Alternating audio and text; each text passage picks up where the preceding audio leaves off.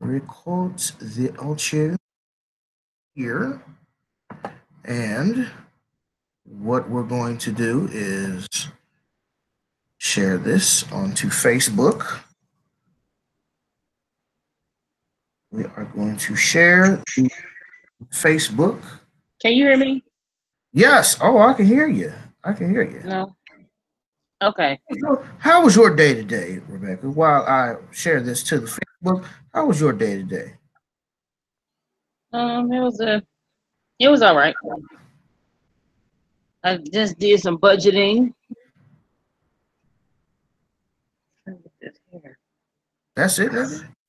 Yeah, I honestly I didn't do much because I didn't go to bed till late. So I woke up at about 1 something and I did some budget. I went, took myself to lunch, um, did some budgeting, and then after I did said budgeting, I went somewhere. I went to the store, came home, cleaned up some stuff, and that was it for me, man. Not much of nothing. Did some budgeting, did some research about a couple things. Got a couple concepts going for the new series about to do. Sounds like you That's had about it. a day. Sounds like your day was very, very boring. You want to know how my day went? It was boring. Talk about I my had talked to crazy people. No. Let us talk about my day, because you know I got a new episode of Security Chronicles here. I can't see you. You can't see me? How come you can't see me? I can see you. All I see is.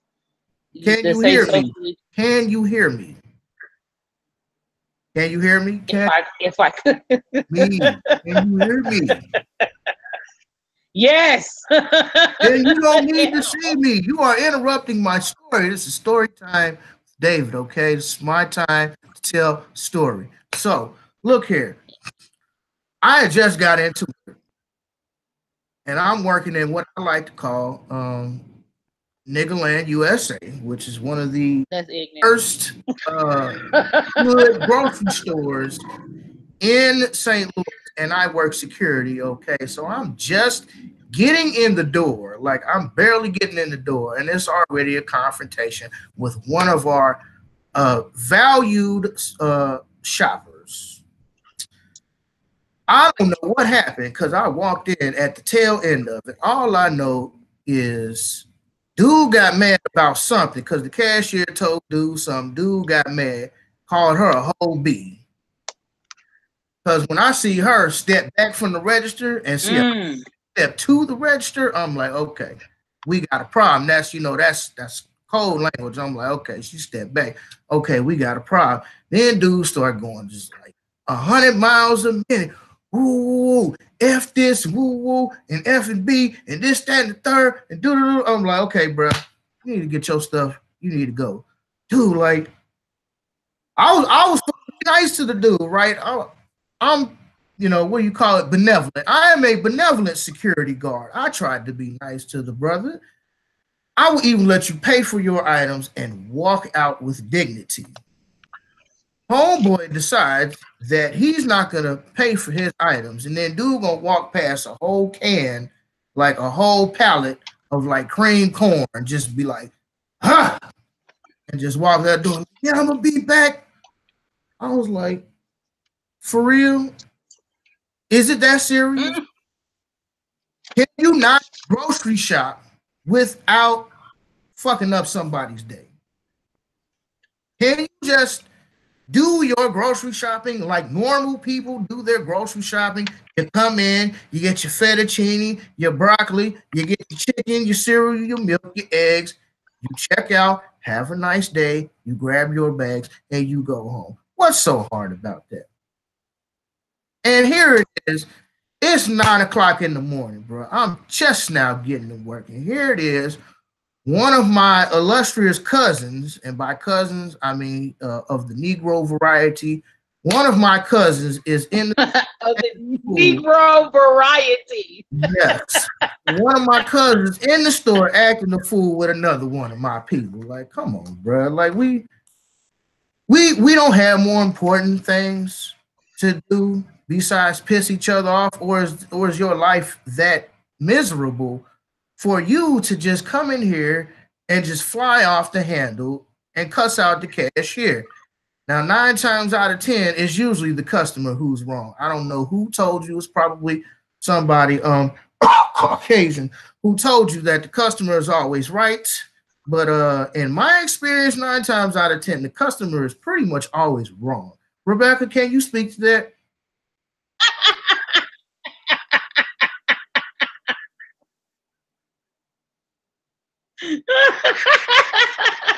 Because I know they call your job. Thank you for customer care. Yeah, I need to get this late fee removed. Okay, sir. What's your name? Yeah, my name is Fred Williamson. Okay. All right, Fred. I'm looking at the computer here. It says you already had 6 late fees removed in the last 30 days. Is that correct? Well, yeah, but still, I need to get my stuff and my late fees removed. Sir, it says here that you have had 6 late fees removed in the last 30 days. I cannot give you any more late fee removals. Oh my God, what happened to my host, my co-host? Crazy, right? I don't know what happened to Becky, but she'll be back. You back? I'm here. You back. You had froze up. I ain't going nowhere. I don't know what happened. My bad. You had froze up on my end for a little second. No, you're all right, man. All right. So they call your job. They have had 6 late fees removed in the last 21 days. Oh my gosh. Then they get mad at you because they bill messed up. Speak on that. I've been a value customer for 10 years. I don't understand why I can't get my fees removed. And this is just unfair. Like, and that's usually how quiet it be, because I just, ma'am, I've never been late. Actually, let's talk about that. So we removed 2 late fees in 2012, 3 in 2014. We removed 1 in 2015, 3 in 2016. We removed, looks like 2.5 in 2017. We're not removing any additional fees. I've been a customer. This is ridiculous. I'll never shop here again. Okay, that's fine. And we're still not removing your fee. And to be perfectly honest with you, ma'am, you opened this card in 2012. So it hasn't been 10 years yet. However, I do understand you may have been shopping with the merchant for 10 years, but you've just had the bank card roughly about 6 or almost 7. Well, that should be enough. It's not. Well, I close my account. I'm not paying this bill.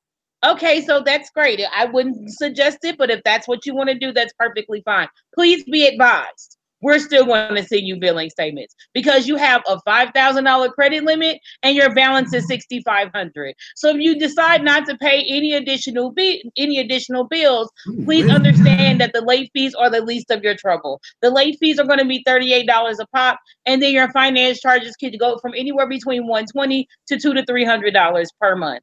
Please, I just want you to be advised. Any additional questions? Close my account. I'm not paying you motherfucking shit. Okay, that's perfectly fine. Your account has been closed. Please understand you'll still get bills and collection calls. Thank you for choosing such and such. Have a great day. That's what I deal with all day, every day. Every day. All right. So in the socially conscious St. And Louis, and I have to say this. in the socially conscious world, we have established that the customer is rarely right. No, they're not. All right. Now that we got that out of the way, Robert Kelly.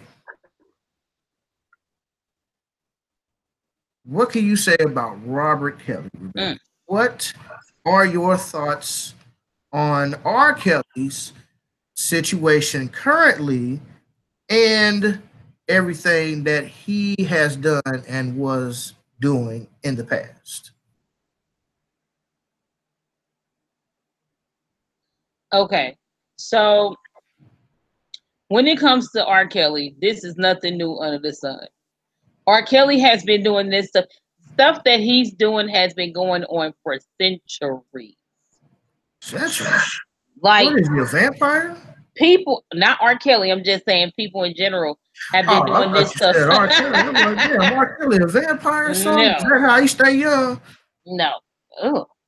Well, they say he was collecting girls' piss to practice voodoo with it, and that just came out today. But yeah, so people been doing this stuff. Has been going on for centuries. Even my grandmother got married at what, 14? She was born 1902. She got married at like 13, 14 years old. Had 5 kids by my grandfather, who she said was an awful bastard. And my grandmother didn't curse, and she said he was an awful bastard, and a couple other choice words depending on how drunk she got. But I mean, just to keep it on R. Kelly, like,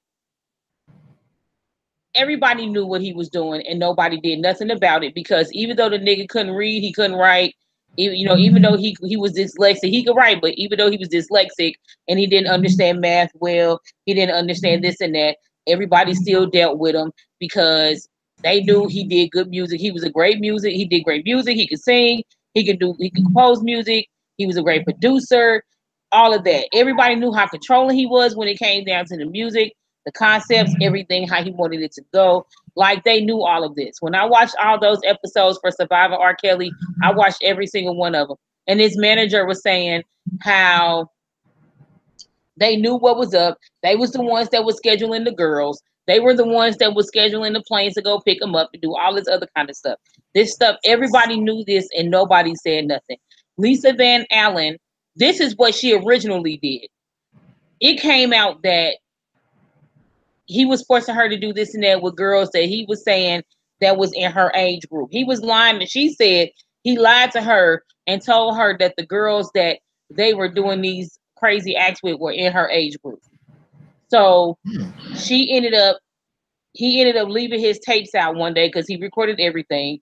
It was one particular time where she couldn't stop crying and he got mad and was like, how am I going to watch this? I can't do nothing with this. You crying all over the place. This is useless, blah, blah, blah. So she was going in the bag to find the tape that she was on and ended up coming across the tape that Sparkle Niece was on. So she did take the tape that she was on, but she took the other tape and gave it to one of the producer, not producers, but one of somebody in the music industry that she didn't name. And they're the ones who basically copied the tape and sent it all over. And that's how the whole tape thing came out. And that was That was the P tape. Okay. Yeah, that was the P tape. That came out. I was like a freshman.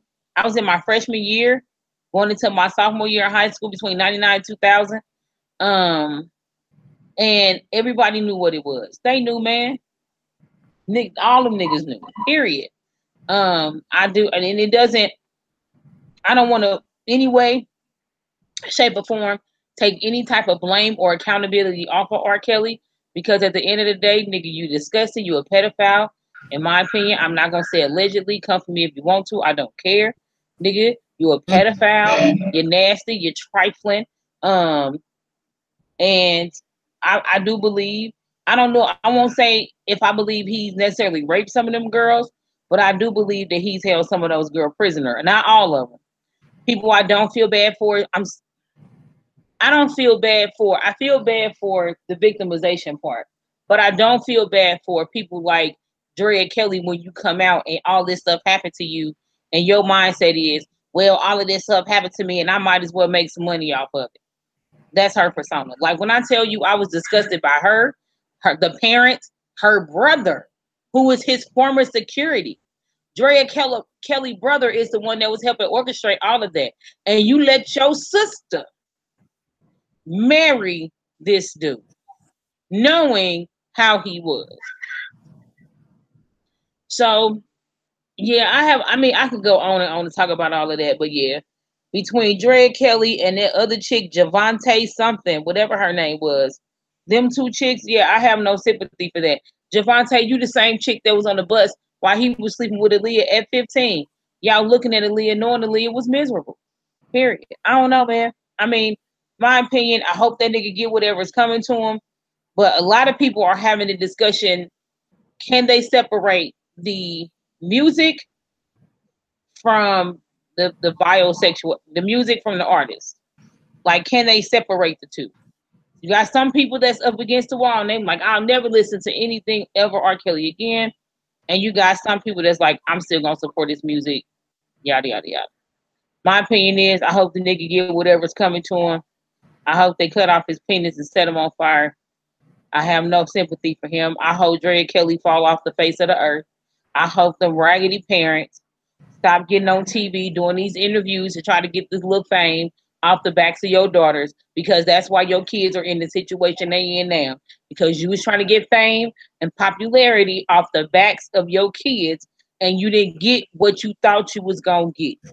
You ain't get what you asked for. And R. Kelly flipped the script, and you niggas is, he holding my daughter hostage. I ain't saying he ain't holding some of them hostage. However, for the Savage family and whoever Azriel parents are, I don't feel sorry for them because y'all scandalous. And that's my rant on that. Mm-hmm. Well, what can I say? What are your thoughts on that? About the whole thing? Okay. Where do I start? Let's okay, so can you separate the man from the music? Mm-hmm. I can.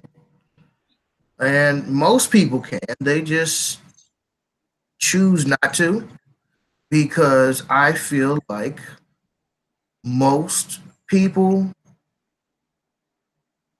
are hypocrites, honestly. Mm-hmm. You got members in your family who live lifestyles that you don't agree with, but unless it's something that's detrimental to you and your family, you still deal with those family and friends whose views that you don't necessarily agree with. And or some of the things that they do. Now, granted, if you want to take that route, then we're talking about family and friends, then it begs the bigger question, like, what family and friends do you have that got skeletons in their closet? Because we know that there's a lot of rape culture and what's the word I'm looking for? Molestation. There's a lot of rape and molestation going on in pedophilia, because of slavery. And only because of slavery. We have what Dr. Joy DeGruy calls post-traumatic slave syndrome. Everything that happened to us, all the traumatic events that happened to us during slavery are still in us today, physically, mentally, and spiritually. And because of that, that is the reason why we act the way we act, because we don't really necessarily know our true selves, who we were as a people before we got enslaved. So a lot of this is definitely R. Kelly's fault. You know what I mean? You have family members that do this. Fault. R. Kelly is definitely at fault. Kelly's a piece of shit. Let's be honest. But we've known that for the longest. The Boondocks did that back in like 2005, was the trial of R. Kelly, when they tried to prosecute R. Kelly. And he got off and he started playing music and all the Negroes started dancing. It's nothing new. Age Ain't Number the Number with Aaliyah. That was her first single. That was back in the day. We already know what happened with them. I'm not going to get into all that bull crap, okay? But we know who Kelly is. We know who he is, who he was. But the thing about it is, I can't do nothing about that. But the people around him very well could have done something about that and should have done something, because you know that he got molested by a family member when he was a young boy, him and his brother. Mm-hmm. And he in turn, you know, put that into his psyche, and that made him the person that he is today. I'm not calling it right or wrong. I'm just saying this is the factor that made R. Kelly. These are that happens. He's definitely at fault, and he should get whatever's coming to him. You know, I don't have no qualms about that. I'm not defending the brother. The man makes some fantastic music. I still love his music, and I listen to it all the time. You know, you could say like, oh, you separate the man from the music, and you just like, oh, throw it all away, throw it all away. That means that you have to, in turn, throw away every collaboration, every production, every song that he wrote, every artist that he ever coached or ever worked with. You're going to have to throw all of that away. And in doing so, you're going to throw away a huge chunk of our genre. I'll just be perfectly honest with you. Speech is that deep. You can't take away R. Kelly from the music. If you do, you take a big chunk of black culture with you. And you just can't do that. It's the same with Africa Bambaataa. You know, Africa Bambaataa on that same tip. Ain't nobody excuse Africa Bambaataa and what he did, but don't think for a second that Africa Bambaataa is not hip hop. Is hip hop, was hip hop, and forever will be hip hop, no matter how you slice it. You cannot take the man away from the music, nigga. You can take his deeds and separate that, be like, yeah, he did that, he deserved whatever's coming to him, but you cannot take away his contribution. That's history. That's true. R. Kelly and Africa Bambaataa both have had so much to do with so many different artists, even if it's down to writing songs. R. Kelly was writing songs for people. He wasn't just doing the compositions. Like, he had his hands in everything or every artist that was music. I mean, people like Michael Jackson, Celine Dion, like, Jay-Z. Like, the list goes on and on and on. Snoop Dogg. I was listening to one of Snoop's old albums the other day, The Blue Carpet Treatment, and one of my favorite jams on the album, because I ain't listened to it in a while, but I just so happened to listen to it. I'm like, yeah, this is one of my favorite songs on the album, and that's R. Kelly on that joint. So if you take R. Kelly off of that Snoop Dogg joint, then it's like, okay, there's no hook, there's no R. Kelly, there's nothing. I can't do that. That's stupid. You can't take away somebody's contribution, regardless of how you feel about what they did in their personal life. You know how many babies was made to R. Kelly? R. Kelly built a whole culture. And let's not act like he ain't the only one that celebrated pedophilia. There's a whole lot of white artists that celebrated pedophilia. Elvis, Jerry Lee Lewis was one. Woody Allen groomed his stepdaughter, divorced her mom, his wife, and then married her. So who's to say that he wasn't sleeping with her beforehand? And even the fact that he's grooming his own stepdaughter. Let's not talk about Harvey Weinstein and the fact that Ashley Judd's lawsuit got dismissed. Yep. Even though, from what I understand, I don't know the actual figures, but from what I've gathered, Harvey Weinstein himself has molested and or raped over 800 women. Over 800. Over 800. How come we ain't talking about that? Fair. How come we not talking about the Catholic Church?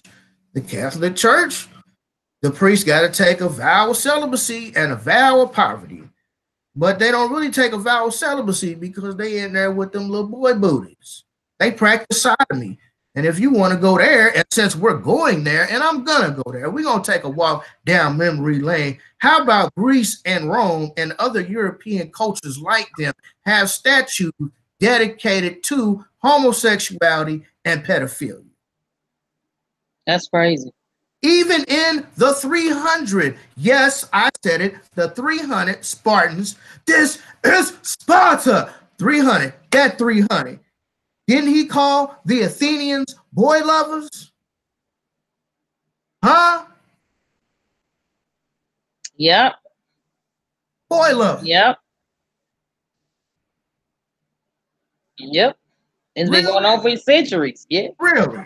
Their whole culture is dedicated to it. Do you know the real history behind Easter? Easter. That I don't know. Man, Easter wasn't nothing. Man, look, Easter wasn't nothing but a day.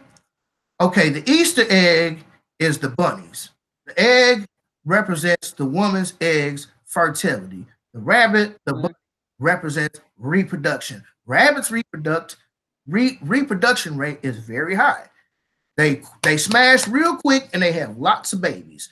So Easter was a celebration of Europeans getting drunk and sleeping with anything and everything. They would eat, they would drink, and they would sleep with anything or anyone. Woman on woman, man on man, boys, girls, women and boys, whatever. And y'all mad about R. Kelly. You could be mad about R. Kelly. I'm fine. You could be mad at R. Kelly. You should be mad at R. Kelly. You should be. But let's not act like this is not a witch hunt. When there's a whole culture dedicated to it. Corey Feldman, shout out to Tariq Nasheed. I just seen a video that he dug up of Corey Feldman talking about that very same thing in Hollywood. And he was one of the victims. And you mad about R. Kelly? If you're mad about R. Kelly, be mad at Uncle Robert. Be mad at the Catholic Church. Be mad at that European homosexual culture. Pedo.